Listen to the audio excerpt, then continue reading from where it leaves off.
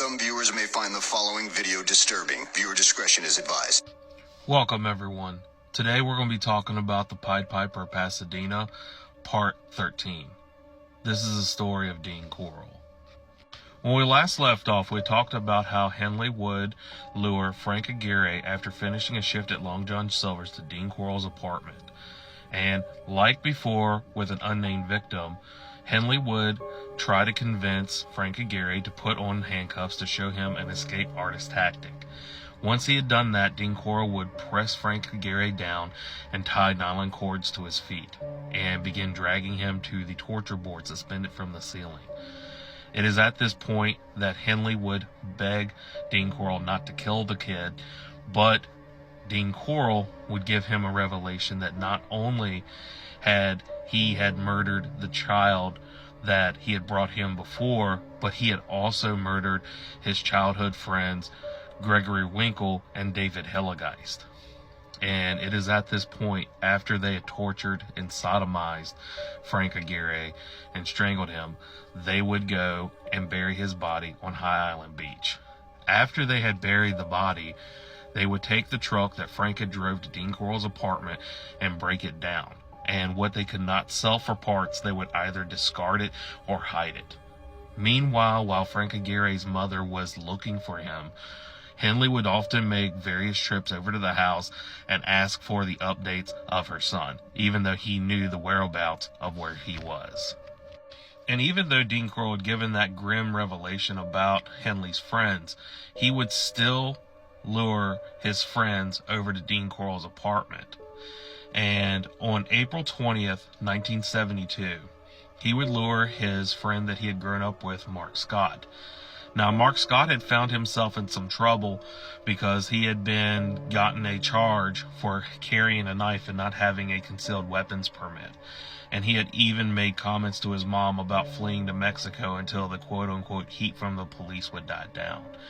And on April 20th, 1972, Henley would lure Mark Scott into Dean Corll's apartment.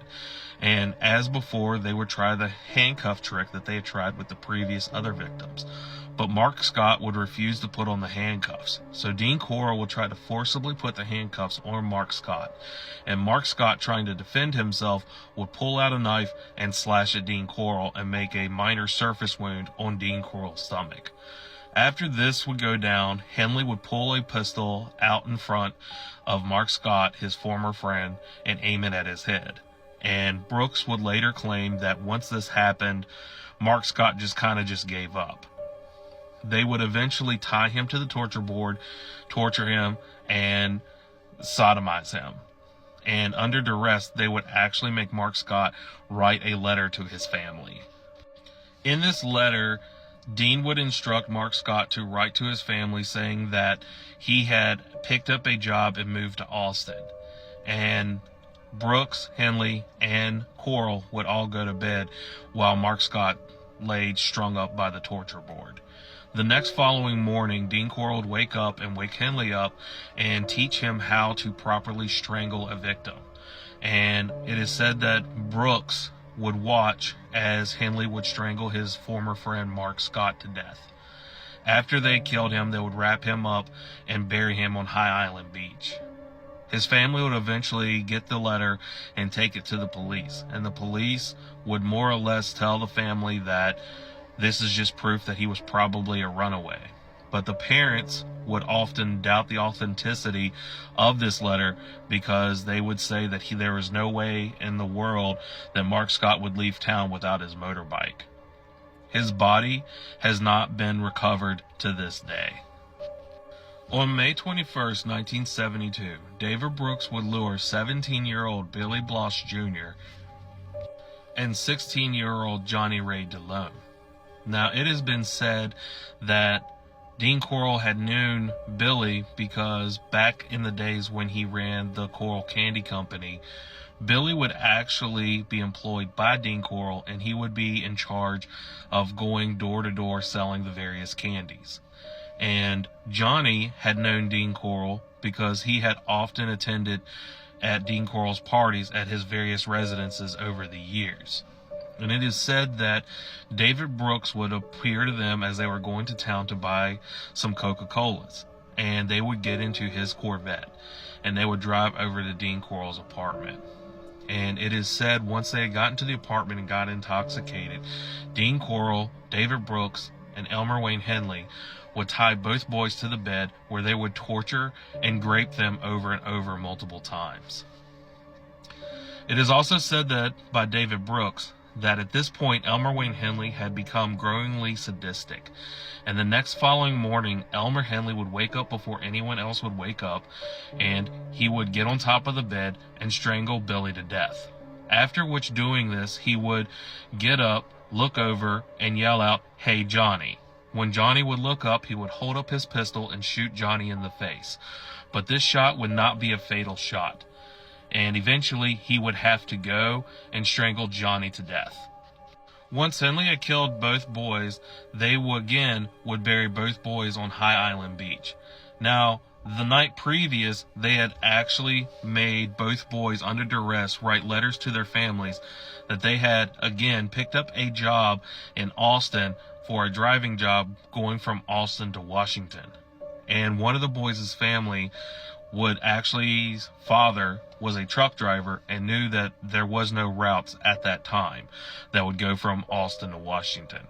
They would take this information to the police, and once again, the police would label these two as runaways. In June of 1972, Dean Corll, Elmer Wayne Henley, and David Brooks would lure Billy Rittinger to Dean Corll's apartment, and as before, they would get him intoxicated and tie him to the torture board, where Dean Corll would torture and sodomize. But before he would get to strangling Billy Rittinger, David Brooks would have a change of heart and beg Dean Corll not to kill him. And surprisingly, Dean Corll would actually unshackle Billy and let him go. What's even more surprising is Billy would not press charges after escaping. And the reasons why he did not go to the police after this assault is unclear.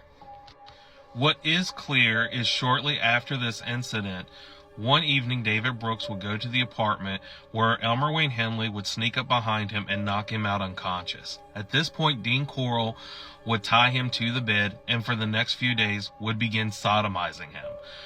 David Brooks would eventually beg for Dean Corll not to kill him, and Dean Corll would eventually let him go. And it is said at this point that David Brooks stopped going to the apartment as much, mostly because he probably was fearing that Dean Corll would try to kill him at some point.